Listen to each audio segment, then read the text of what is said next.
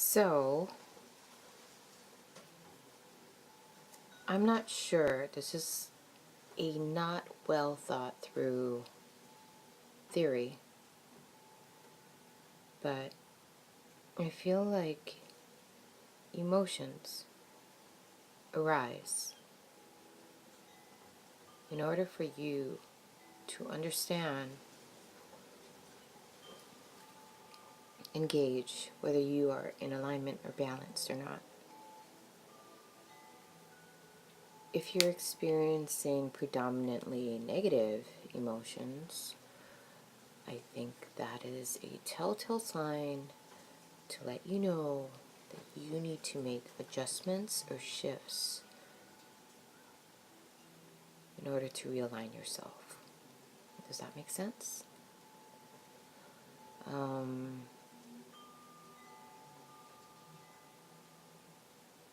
We have, I don't know if we have control over our emotions. I think they are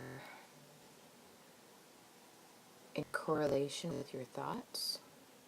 So if you're thinking something based on what's happening in the moment, or you're making reference to past, or even imagining future circumstances, your thoughts have an emotional charge to them. And the emotional charge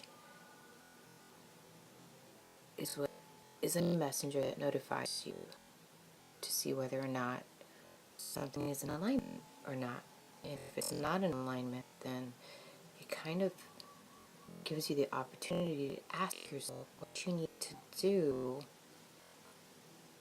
to become more aligned or in balance with yourself.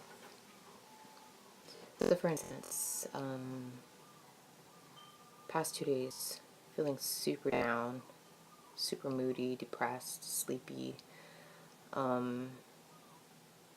Used to it though. I just feel like every time I feel these feelings, I'm going through another transition. At first, I didn't understand what I was going through, so it was pretty intense and scary, and I was confused. But now when I get these sensations, I am prepared, and I do what I need to do in order to give myself the necessary time and environment to support the transition, if that even makes sense.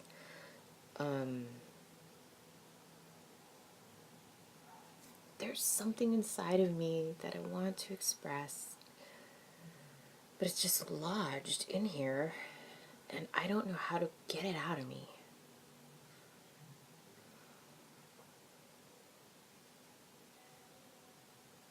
I don't want to force it either, but I'm definitely aware of its presence.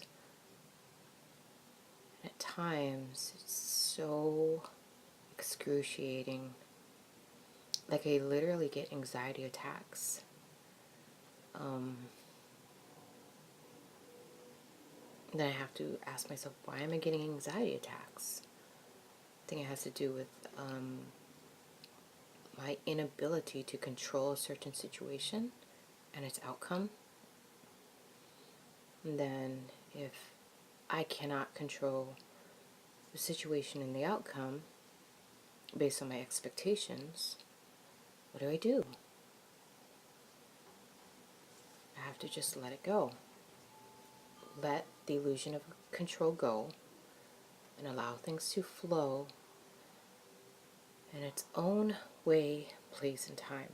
Knowing that in the larger schematic of things, everything manifests in the perfect moment, not when I want it, but when it's ready. That's the hardest thing for people to learn to do, is to relinquish control. Why? Why do we feel the need to control? I think it's fear-based. I think it's definitely fear-based. What are we afraid of? We're afraid of loss. Why are we afraid of loss? Because we'll feel incomplete and abandoned. Why do we feel incomplete and abandoned when we're already whole?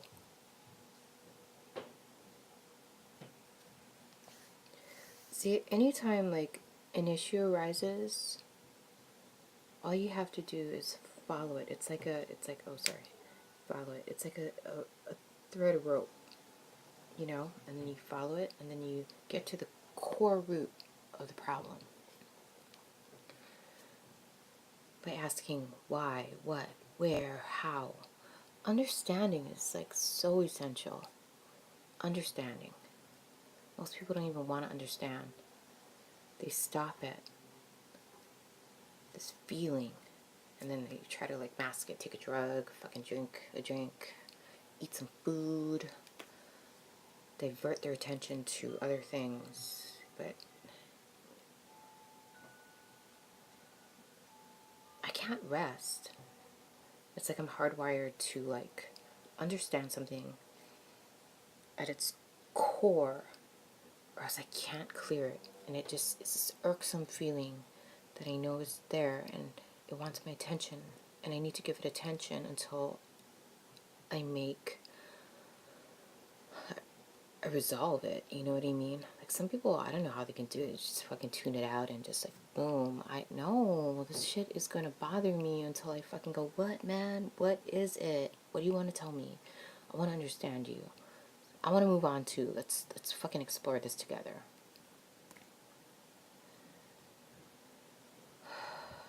So I have to relinquish control. There's nothing to fear because there's nothing to lose, because we are whole and complete.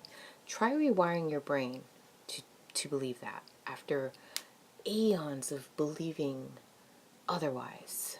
I mean, you're thinking about ancestral shit. So your ancestors had these issues, right? And they couldn't resolve it. And now it's come to you. And what are you going to do about it? Are you going to like continue on, carry that weight into another lifetime, into another life, being, child? Or are you going to fucking stand here and face it and resolve it for everyone that came before you and everyone that will come after you? It's a great responsibility. It takes a lot of courage, perseverance, discipline. It's so worthwhile, especially if you're doing it in service of one and all. And I truly believe that's what I'm here for, to be in service of one and all. It's a paradoxical thing, though. I will not enable you to participate in bad habits. I will not disable you. I will empower you, and I will show you, if you're willing to see, what you're capable of, because you're capable of great things. You may not get the attention or the recognition that you would get in this external world, but you'll have the eternal satisfaction and fulfillment of the self.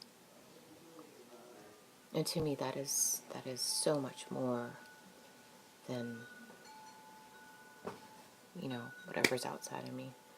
That's what I strive for. I know, like, I don't get